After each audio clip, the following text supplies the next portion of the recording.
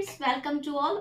और आप सभी का मेरे यूट्यूब चैनल पे स्वागत है गाइस। तो आज का जो वीडियो है वो ब्लड फील्ड ब्लिस्टर से रिलेटेड है कि माउथ के अंदर जो है गाल की सतह हो या आपके जीभ की सतह हो या फिर तालू की सतह हो, इन सारे सतहों पे अगर कभी ब्लड फील्ड ब्लिस्टर्स बन जाए तो क्या ये कैंसर हो सकता है। तो कई बार ऐसा आपके माउथ के अंदर अपीयर होता है कि जो ब्लड है वो वहाँ पे ब्लड के फफोले बन जाते हैं। तो इसके पीछे के आज हम कारण पे बात करेंगे, प्लस उसके लिए हमें कौन कौन सा टेस्ट करवाना चाहिए उस पे भी बात करेंगे, और किस प्रकार की ये बीमारी है उस पे भी बात करेंगे।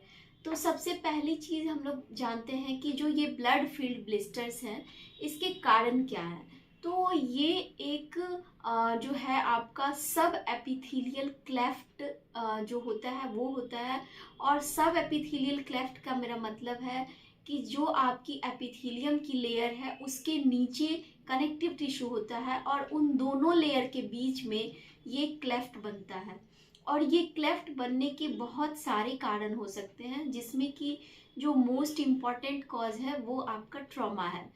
मान लीजिए किसी ने आपको मार दिया तो ये एक ट्रॉमेटिक फैक्टर है और उसके कारण से एपिथेलियम के नीचे ब्लड का कलेक्शन कनेक्टिव टिश्यू और एपिथेलियम के बीच में बन गया, तो वो आपका एक कारण ट्रॉमा हो सकता है। और अगर हम लोग ट्रॉमा के अलावा बात करें तो ट्रॉमा के अलावा जो है इसके इटियोलॉजिक फैक्टर जो है उसमें जो मोस्ट कॉमन फैक्टर है वो है वेरी हॉट फूड का लेना, यानी कि बहुत ज़्यादा गर्म खाना अगर आप लेते हैं तो इससे भी ये प्रॉब्लम हो सकती है। और कुछ मेडिकल कंडीशन यानी कि ऐसे पेशेंट्स जो अस्थमेटिक हैं, जिन्हें की दमे की शिकायत है और वो स्टेरॉयड इन्हेलर ले रहे हैं, तो ये जो इन्हेलर जब वो ले रहे हैं तो उनकी जो पैलेटल म्यूकोसा है, ऐसे पेशेंट्स में जो पैलेट है, जो सॉफ्ट पैलेट रीजन है, वो थिनिंग हो जाती है क्योंकि प्रत्येक दिन आप इन्हेलर यूज कर रहे हैं। तो इस इन्हेलर के यूज करने से भी वहाँ पे जो है आपके जो ब्लड फील्ड ब्लिस्टर्स हैं वो बन सकते हैं। और अगर हम इस इन तीनों कारण को छोड़ दें तो कई बार देखा गया है कि ऐसे पेशेंट जो हाइपरटेंसिव होते हैं और लगातार लंबे समय से एक ही दवा को अगर वो ले रहे होते हैं तो उसकी भी आपको मॉनिटरिंग अपने डॉक्टर से करवानी चाहिए अगर ब्लड फील्ड ब्लिस्टर्स आपके माउथ के अंदर बन रहा है। बट यहाँ पे कोई भी इसका जो है वो प्रूवन स्टडी नहीं है, बस ये एक एजम्पशन है कि ऐसा हो सकता है। इसके अलावा मैं बात करूं तो जो अदर फैक्टर है जिसके लिए आप चिंतित रहते हैं कि मेरे माउथ के अंदर बार बार फ्रीक्वेंट इंटरवल पे ब्लड के फफोले बन रहे हैं, तो मुझे क्या करना चाहिए, कहीं ये ब्लड कैंसर तो नहीं।